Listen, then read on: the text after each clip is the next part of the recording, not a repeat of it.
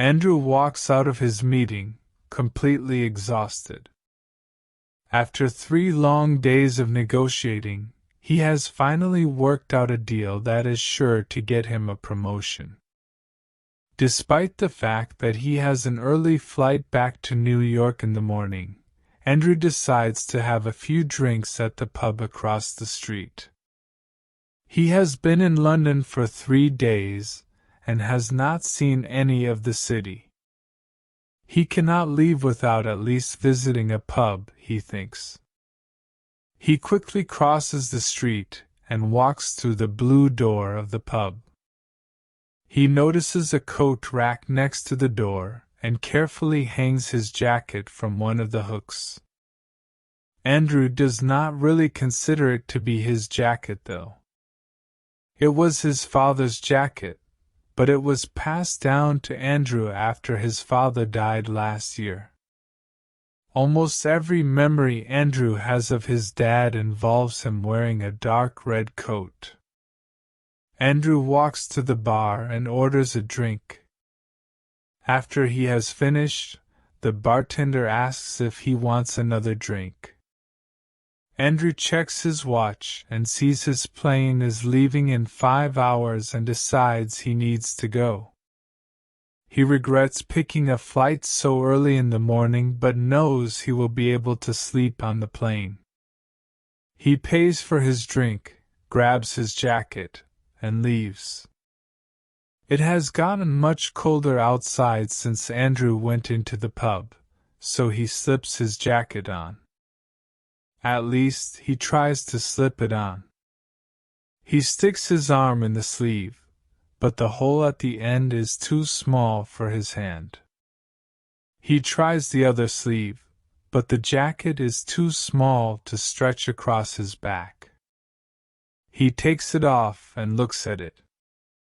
It looks like a shrunken version of his jacket. He checks his pocket and finds a wallet that is definitely not his. He opens it up and sees an ID with a picture of a woman. Her name is Erin. She has dark brown hair and green eyes.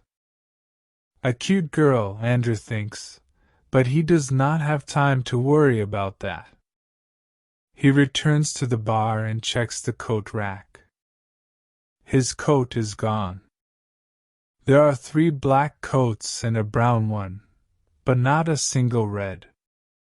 He walks around the bar thinking that maybe Erin got cold and put his jacket on, but there are no women in the whole place.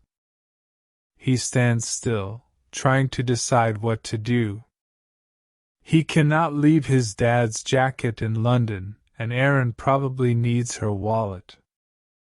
He types the address from her ID into his phone and sees that her house is only a few blocks away. He can stop by her place, trade jackets, and still make it back to his hotel with a little bit of time to sleep. He walks through the night. It is getting colder, and his thin dress shirt does not keep him warm. He finds the house and knocks on the door. When the door finally opens, the woman standing behind it is definitely not Erin. This woman is in her 80s with bright white hair. "Does a woman named Erin live here?" Andrew asks her. "No.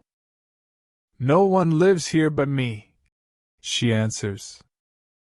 Andrew digs through the pocket of the jacket and hands the old woman Erin's ID. "Do you know her?" he asks. "Oh yes, that's the girl who lived here before me. I saw her when she was moving out. She's a cute little thing, isn't she? Do you know how I can contact her?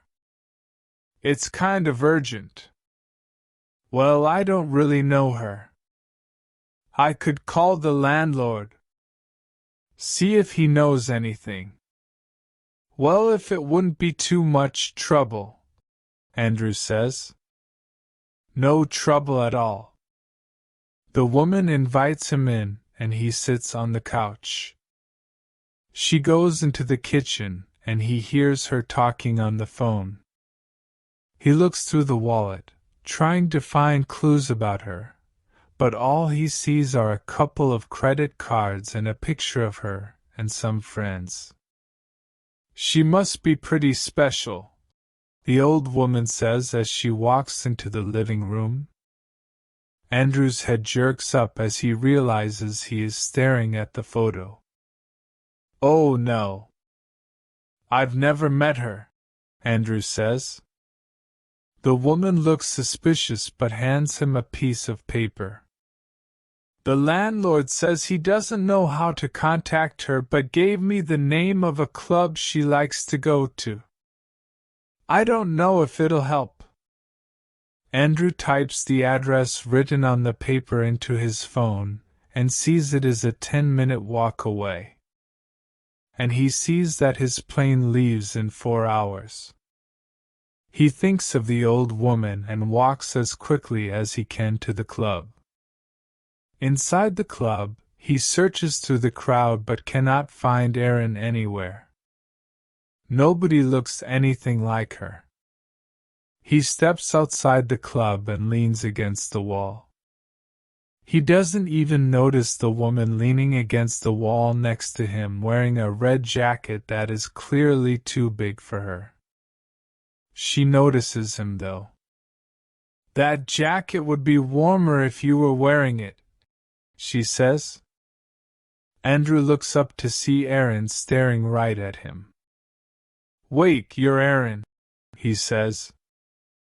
I know, she says. But that's weird that you know. I've been looking for you all night. You're wearing my jacket. We accidentally swapped jackets at the pub earlier. How did you find me?